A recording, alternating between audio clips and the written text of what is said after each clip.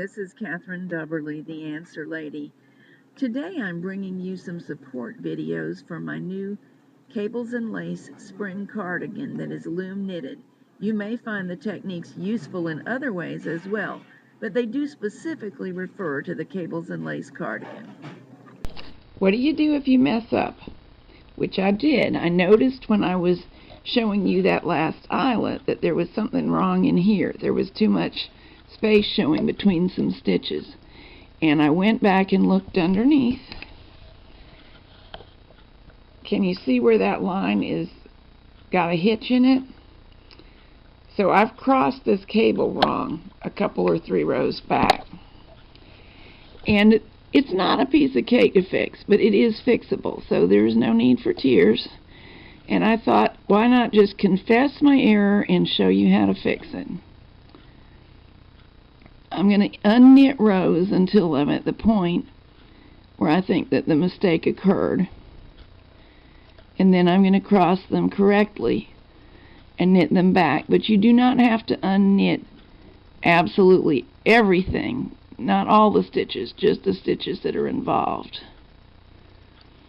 And as you go, hang the newly emerging stitches from down the work back onto the pegs so that you don't lose them completely. Keep turning back and forth. I've still got my error in there. I can see it. So I need to go another row back.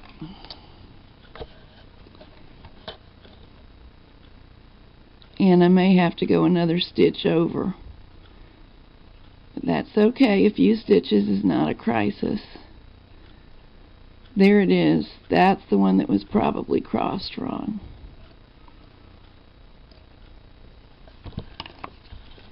Let's look underneath here.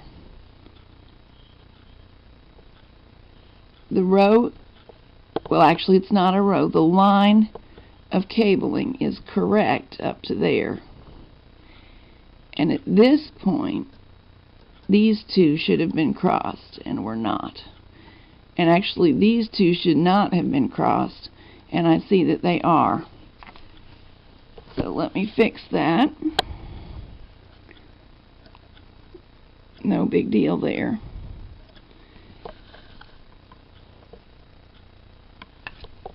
This is why I emphasized counting and paying close attention, and then I didn't follow my own advice very well, did I? But it happens. Sadly, we are not perfect. This stitch appears to be the one that should be crossed in this row.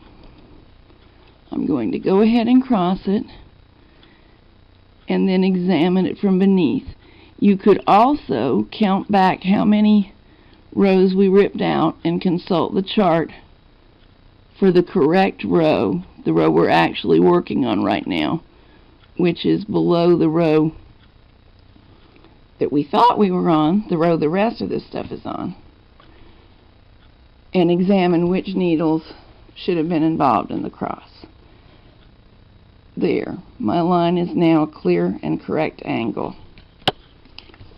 So what do I do next? I make sure that I do not mix up these two pieces of yarn, and it's easy to tell the difference. This one, you see, is involved in an active stitch right there and right there. So that's the top one, and I'll just flip it out of my way. This stitch is the one that's going to be moved, so I'll E-wrap it. There should be plenty of yarn for that because I did do my E-wraps throughout. Then the last one I pulled through like that. And now the rest is just pretty much normal. We'll knit these stitches off and cross them and do the same with the remaining bit of yarn. Whoops. See that hitch? I have to go down even farther than I thought to correct my boo-boo. So I will follow the same procedure that I just did and ravel all the way down into here, but just these few stitches, and we'll go back. I've determined that these are the stitches involved, So I've lifted them all off of the pegs, and I'm going to undo one row at a time. This is harder than what I just showed you because I've got to go farther. So keeping the spare pieces of yarn, or the unraveled rows, orderly is extra important. But I'll lay them over in order till I get back to the second problem. Turns out that I had made 2 mistakes in this piece of work, and that just serves me right for getting in a rush. I was so excited about the progress I was making and excited to see the piece come together that I didn't check and double check, and this is what happens. Let's see where we are.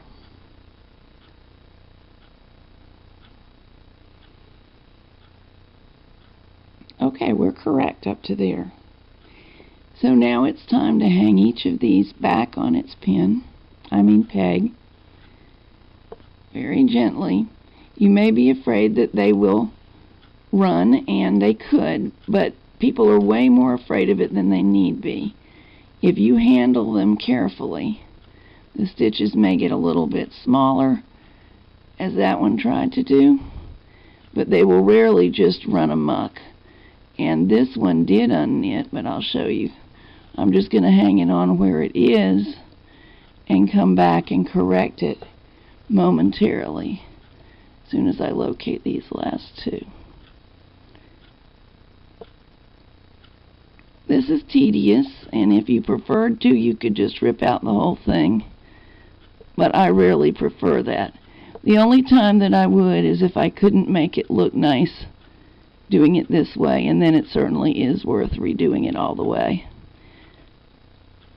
However, if you've been gentle with the yarn, it probably will work out fine.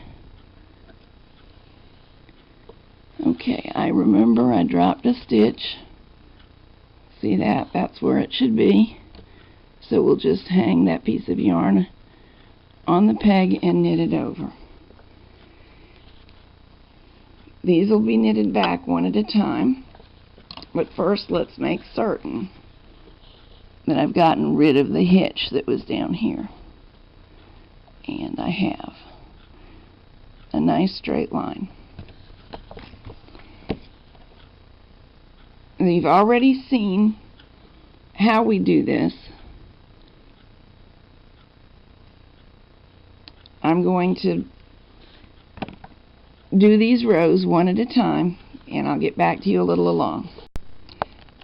I'm halfway there. I had 6 rows to go, and now I've done 3 of them. Let's figure out which the next one is and keep on going.